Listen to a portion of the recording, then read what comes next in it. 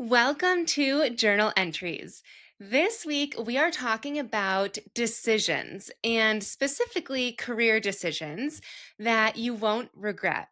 I don't know that I've ever really talked about where I began before I started journal coaching. And before that, I was a health and wellness coach. But before that, I was a CRM project lead at General Electric. I don't know that I've ever really explored that on the podcast. And I won't be talking about it too much today, but there was a pivotal moment for me when I was trying to decide just to do something else in addition to my job and then eventually leaving that job. And I realized that decisions in general can be really tough to make and careers can be tough to navigate. And so I wanted this episode to hopefully bring some clarity to any woman that is going through a career decision so that you don't feel like you're regretting anything and that you're going to end this episode with some clear direction on how to make a decision that you're trying to make. When I was working at General Electric, I enjoyed my job. I actually got to travel across the pond. I traveled to South Korea, China, and Japan twice. One time it was completely by myself. So just incredible experiences. Besides that, though, it was mostly just day to day office work, computer work. I was working with those countries. I basically managed the projects that were going on over there. And so my contacts worked different hours and I was on calls at like 6 a.m., 9 p.m. I enjoyed what I was doing. However, I had this sense of just wanting more for my life. I wanted more excitement. I wanted more money. I had insane student loan debt at the time. And I just wanted more opportunities. I just wanted to feel like my life was more climatic than just going to work, coming back. And I was like 26 at the time. At one point, I was on like an indoor soccer league, but it was just, I don't know. I just wanted more. And so it was at this point that I learned about Beachbody, the network marketing company. I started working out at home and I learned just at the end of their DVDs, they had this like sizzle reel of becoming a network marketing partner or coach. Long story short, I really wanted to sign up. They had these like events and I was like, I don't know that I'll ever go to one, but it just sounds so cool and I want to do it. And I could not make the decision just to add this on to my full-time job. So before just signing up, mind you, again, I'm 26. I'm fully able to control my life, but I individually spoke to each member of my family just to see their thoughts and opinions about me starting this network marketing business. And I specifically remember I talked to my older sister on a bus to New York City because she was living in New York City at the time. I talked to each one of my parents separately when we were on vacation in Cape May, New Jersey at the time. And I think I remember talking to my twin sister when we were on a run in Boston. She was living in Boston at the time. And we were running. We were training for a half marathon, now that I think about it. And I was just telling her all about it. And I was trying to decide which team to join. It's all coming back to me now. And so my intention was like telling each individual family member, really saying like, what do you think? Should I do this? Is it worth it? There was so much that went into this decision. And looking back, I'm like, just start the business. What could go wrong? But I just felt like I needed that security and I needed help making this decision. It felt like the stakes were so big for some reason. I thought that I needed help making decisions. But what I really needed help with was just trusting myself and hearing the answers within myself. If I had listened to that, I would have had my answers within seconds, not the 6 months that it took me to decide to quit playing soccer. I had a whole episode on that. Or the 4 different conversations with my family members to start this tiny side hustle of a business. Or those same conversations with my family members when I decided to leave my full-time job to pursue network marketing after months of realizing that I was just zoning out in meetings at work, wondering how I got here and if this is all there was. Knowing that where I was at in my corporate job, there didn't seem like there was a next level. I would have had to switch like GE companies if I were to stay within the organization. And I just didn't feel like I wanted to do that. And I was flip flopping every day between I can make this work, I can do this, stick with it, and I need to get out now. I need to pursue something that lights me up and that I'm passionate about. I knew that I wanted to leave, but I hemmed and hawed and ultimately felt like I needed approval before making any changes. It was never about how to make the decision or who was going to help me make the decision. It was about trusting myself enough to hear the answer within and then to take action on that. And today, I'm going to be helping you and teach you how to do that. Ask yourself first what you're currently doing to try and make this decision that hasn't gotten you any closer. I'm assuming you're not any closer, right? Because you're listening to this podcast and you're not yet at your new job or you're not yet happier in your current job. That's the goal, right? Either move on with peace in your heart and joy and like fulfillment, or stay where you are with fulfillment and happiness and less overwhelm. Maybe you're like me and you make endless pros and cons lists. Back to that quick soccer example, literally for 6 months I had an ongoing pros and cons list. I think I turned it into a spreadsheet. Maybe you're a spreadsheet person, comparing your current job to potential alternatives, but then you keep adding new columns, new factors that you want to play into it, and you never reach any clarity, any solution. Maybe you're the type of person that after your workday you come home and you spend hours scrolling through job listings, and it feels momentarily hopeful and maybe helpful, but then you feel overwhelmed. It kicks in, and then the what ifs come in and the fear and the doubt, and then you're like, "Oh my gosh, I'm just too exhausted. This is too much." And you click out and it's just too much and you're still in the same position. Or maybe you are the person that takes online quizzes and you've taken the ones that are like finding your purpose, what I'm supposed to do in life. And you've maybe even researched certification programs that would help you get a different job that you feel like you would be more passionate about, but you've never committed to a decision yet. You've never committed to a direction. You're still in that limbo period. You keep maybe waiting for a sign that will make the decision obvious, almost making the decision for you. You have good intentions. All of those things I've done, and all of those things can be helpful. But again, you are still feeling like you're not getting anywhere closer to a decision that feels good, that a decision where you're not going to have regret at the end. The reason that those things aren't working, like the pros and cons list, the searching job listings, the taking the quizzes and waiting for a sign from the universe, it's because of a couple things. One is that fear and sabotage are getting in the way. This is distancing yourself from your intuition and inner voice. We're not talking a ton about sabotage today, even though I have tons of episodes on that. But your fearful mind is chirping in, saying things like, I've invested years in getting my MBA, or years in building my reputation and expertise at this company, or getting a different degree. And then starting over at a different job would feel like a waste of time or feel like you're starting from the ground up again. And you don't want to do that. That might not even be the case. You might find a job that positions you even higher and that utilizes your degree, but our fear jumps to those types of thoughts. Something that I've talked about a lot with clients is avoiding drama. Avoiding is also a saboteur, a sabotage pattern, and avoiding is avoiding conflict, but also like avoiding disappointment, avoiding conversations.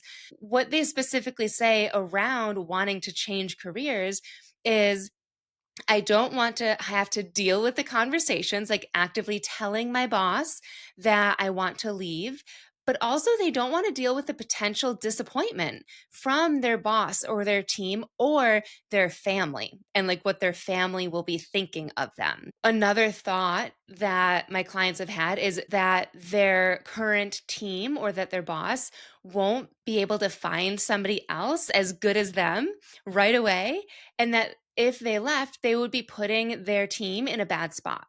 And so they're putting all of this on themselves and then not making a career decision because of it, stunting their own growth and literally staying in the same position in their life because of this, because they're avoiding these fearful thoughts. And I know you know this, but especially in the business world, everyone, every role is replaceable.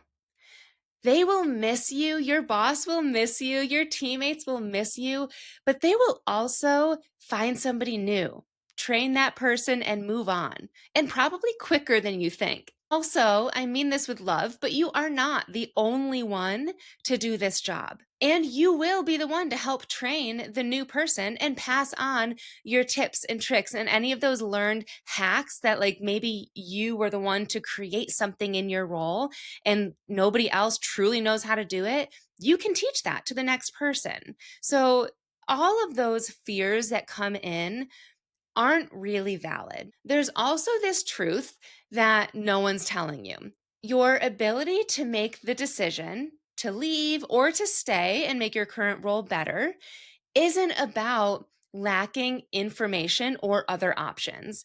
As I've been mentioning, it's that you're disconnected from trusting yourself. Every time that you've dismissed your gut feelings to be practical in the past, who can relate to that of just feeling like they opt for logic rather than their intuition, or rather just for how they feel, that inner voice that said, yes, go after this opportunity, or maybe no, don't go after that. And dismissing that, every time you push those thoughts and hearing those voices down, and every time you push down dissatisfaction to be grateful. That's another thing I hear from my clients is, I should be grateful. My job is a good job. I should be grateful for this. I should be grateful for my paycheck. I should be grateful for this opportunity. But also, every time that you've silenced your desires to meet other people's expectations, you're teaching yourself that your inner knowing, that inner voice isn't trustworthy, that it's not true, that those fears, those are the actual truth. That's what you're telling yourself. And now you're stuck in analysis paralysis, hoping that external factors will somehow make the decision for you. What if the answer isn't out there? It's not in another pro and con list. It's not in another job listing. And it's not in another person's opinion. And what if the real cost isn't even leaving your job, but the life energy draining away while you remain frozen in this indecision? Think about how you've been feeling at your job. Think about how you've been feeling when you come home from your job. Think about how your kids have been seeing you based on your current situation. Are they getting the energized version of you? Are they getting the inspired version of you? Or are they getting the depleted version of you? I feel like the cost of how you feel and how that ripples into your work and how it ripples into your family is more expensive than the cost of just leaving your job. Today, as you're listening to this, on the air date is Tuesday, March 18th, 2025. 1 year from now is March 18th, 2026. You will either be celebrating the courage that you found to trust yourself today, or you'll be writing the exact same Google searches, having the exact same internal debates, and feeling the exact same dread and hemming and hawing. The career decision itself isn't what's keeping you stuck. Your boss isn't what's keeping you stuck. It's the broken connection to your own inner authority. This is what separates women who remain trapped in those, what do they call it? Golden handcuffs from those who create careers that actually energize them, not from the absence of fear, but the ability to hear their truth through the noise. I don't have the answer for you about whether you should stay at your job or go. You do. And I think that's the beautiful thing. And I can help you access it. That's what we're going to get into right now. I want you to ask yourself, and if you're available to journal, feel free, but even just ask yourself and think about what is currently missing at your current job? Or another way to think about it is what are you craving more of? Or what do you want less of? You might be able to just spit this off, like you've been thinking about this already. So just kind of do a brain dump of what is it specifically that you want. My private client, Laura, came to me because she was chronically overwhelmed at work and she felt like she was in a midlife crisis. Going back to the gratefulness, she said to me, I feel like I should be grateful because I have a good paying job, but I'm so overwhelmed every single day. I have a long commute. I barely get to see my kid. And I have this desire to see my life progress as if there's like breadcrumbs leading forward. And I'm not feeling that. I feel like I wake up every day and it's the same day over and over. And I want to see and feel like my life is moving forward. She also said that she was debating burning it all down and beginning to transition to her dream job, which I just want to mention is a book van, which I think is the coolest thing ever. Think about like a bookstore just in a van and going to like food vendors, but like a traveling book van. How cool. Anyways, I asked her what she didn't like about her job. What was the overwhelming part? And she, of course, had a whole list of things. I asked her, what did she like about it? What did she want more of in her life? And after a bunch of questions, a constant theme for her was that she wanted more space. That was the word, space. She wanted more space for herself so that she could feel more present with herself. She said she just wants to like sit in the corner of her cozy living room with a blanket and a cup of tea and read a book for like 30 minutes. She wanted that space for herself and for her kids. She didn't want to have to rush around. From here, we worked through what that space looked like for her, like that cozy corner and a lot more spaces throughout her day, and what that might look like in her current routine as she progressed towards her dream career so that she didn't have to burn it all down right away and that she could start taking action towards it. She actually did not end up leaving that job, but finding way more peace at her job. She stopped stressing out every time somebody came into her office, piling on more projects on her desk. She actually got about 3 more hours back in her week based on how when we went through her work week, we found time that she could tweak things around and she got more time back all to herself. That was her time of just breathing to herself or doing something that she wanted, like yoga or sitting in a chair and reading or going for a bike ride with her kid. And she started taking small action towards her dream job. One of the things that we uncovered was her sabotage patterns and how there was this one task on her to-do list, which was simply to call somebody else who has a successful book van business. And she just wants to set up a meeting to ask some questions about it. That was on her to-do list for months and months and months. And her saboteurs were coming in that was not prioritizing it. And so we worked through that and she was able to do that action within 5 days. And she said she would have done it sooner, but it was a weekend and her kid was home and she wanted to just wait. So your prompt for today is just that. What's missing at your current job? Or what are you craving more of or less of? I personally like the what are you craving more of? This gets you in the imaginary mindset and it gets you thinking bigger about what your next role could look like. Or if you stay in your current job like Laura did, how could your current role be better? And what could that feel like for you?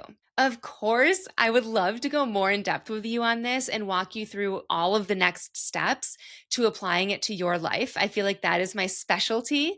And then addressing those sabotage patterns that come up for you, right? Just like Laura did, and just like they do for literally everybody. Sabotage patterns are ingrained in us. And if you don't intentionally work through them, they will come up because it's neuroscience. They are wired in your brain to procrastinate or people please or become a perfectionist and not make any moves until everything is perfect. So many other things. And they will come up as you start to pursue these things. So you have to work through it in order to not just make the decision, but then go after it. But I keep these episodes short. So if this episode resonated with you and you would like to continue working together, I am opening a brand new limited time offer for my private coaching. Normally, my private coaching is 6 months, but this is a 6-week intensive for decision clarity. I don't know if you can tell, but I'm super passionate about this. I feel like I've been smiling this whole time if you've been watching the YouTube video of this,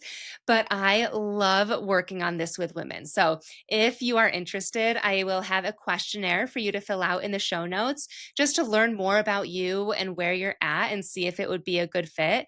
And then I will reach out to you with details, pricing, and answer any questions that you have within 24 hours. I just want to leave you with this. Remember that everything you desire and that you need is known within you.